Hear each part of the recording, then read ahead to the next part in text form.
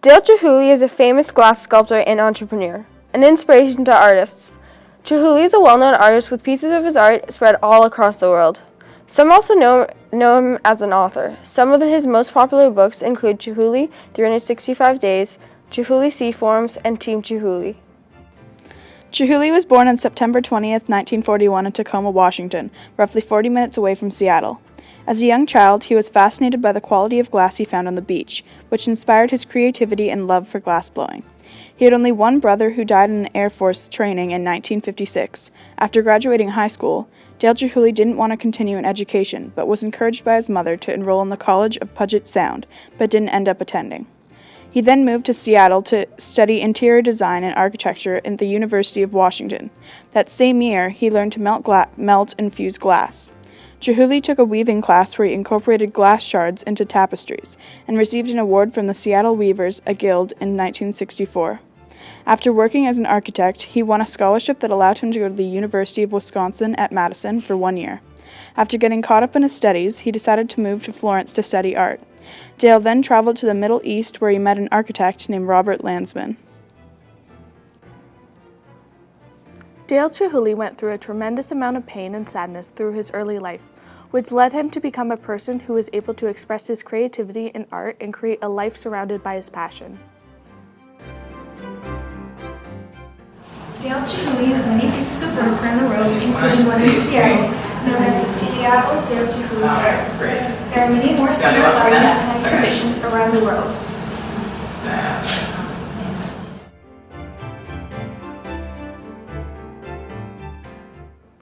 Did you know that Dale Chihuly actually got in a car accident and a piece of glass went into his eye, which led him to getting an eye patch, which he's very well known for now?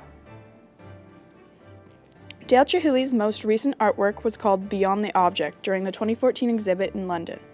His main idea was focused on the relationships between artwork and negative and positive space. Chihuly believed it was an important characteristic to have this. One of his pieces were called 2,000 Flowers of Flori di Como in Las Vegas. He also hung chandeliers made in 4 different countries in Mexico, the United States, Ireland, and Finland, also in Venice over the canals as a gesture of gratitude for what he learned in the city. Dale Chihuly was considered crazy, or rather different from the rest, because of the challenges it took him to get to where he is today. For example, the horrible car crash in 1976 that left him unable to sculpt large pieces of glass. But he is now leading his co-workers to get what he wants done and has created pieces that couldn't have been done without the help. Chihuly also created a different method of sculpting glass that wasn't done before. This led him to take risks and create the beautiful pieces known today by many. And people have certainly noticed all his hard work because he has won many awards such as Global Award World Trade Center, Tacoma, Washington, Urban Glass Award for Outstanding Achievement in Glass, New York Contemporary Glass Center, New York Lifetime Achievement in the Arts Awards, Cooperate Council for the Arts, Arts Fund Seattle, Washington, and Honorary Doctor of Fine Arts, University of Wisconsin-Madison. Chihuly's work is considered unique to the field of glassblowing, and he is globally recognized for his success within the art community. From North America to Asia, millions appreciate Chihuly's work daily and all that he's contributed to the world of art. His passion and dedication for his art is clearly represented through his work, and his drive to do more and go further. Dale is among one of the few outstanding people in the world who you would consider crazy, simply for his drive and hunger to aim higher. While we were in Seattle, we got some amazing interviews. Okay, so how did you guys find out about Dale Chihuly? Through this career.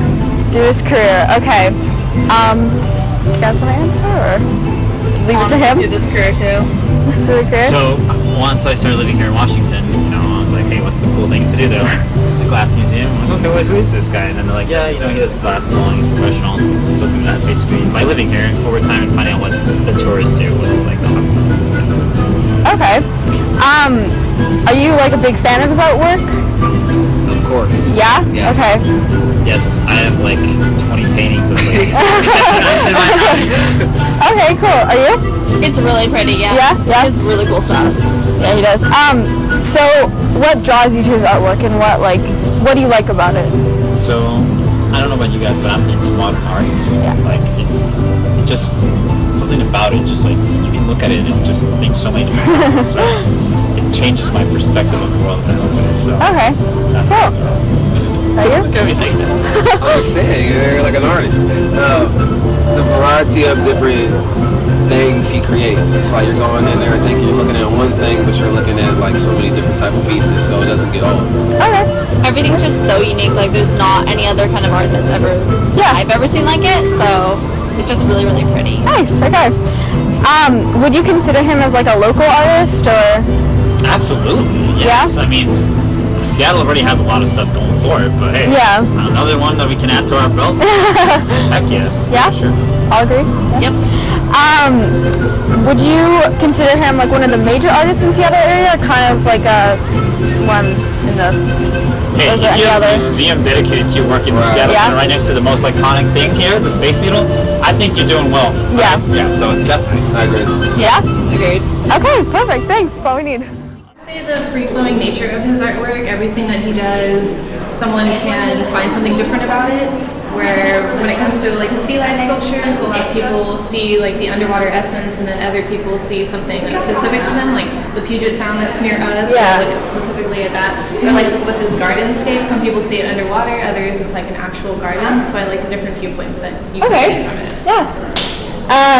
Did you study him all at school? Just a little bit when I was in college. I heard his name. Are you a fan of his artwork? I am a fan of his artwork, Yeah? yes. What draws you to him, or like what's your favorite part about it? I think it's just so creative and unique. I mean, and obviously the colors it just makes the whole thing so much more attractive. Yeah. But it's just a totally unique type of art. Okay. Did you study him at all in school? No, I did not. No? No, this is actually my first experience with him. Oh, okay. Yeah. And then would you consider him like a local artist in Seattle, or is he more of a? I would think so, but I know he studied at RISD and taught over there as well. Yeah. So I don't actually know. I'm actually from the East Coast. Okay, yeah. So it seems like he has kind of an effect on both Yeah. both coasts. So I don't know if he's local, but obviously this is where the majority of his work is. So. Okay. And then last question, would you consider him like a major artist throughout the world? Like one of the I don't know. I mean, definitely in the country, especially for glass art. I don't know how he kind of stacks up in the world. I would hope he, is known throughout the world for all of this amazing work, but I don't actually know. Did you study him at all in school, or? No. No? And then would you consider him a local artist or like a major artist in Seattle? I'd say he's local, but he's also known around the world. Yeah.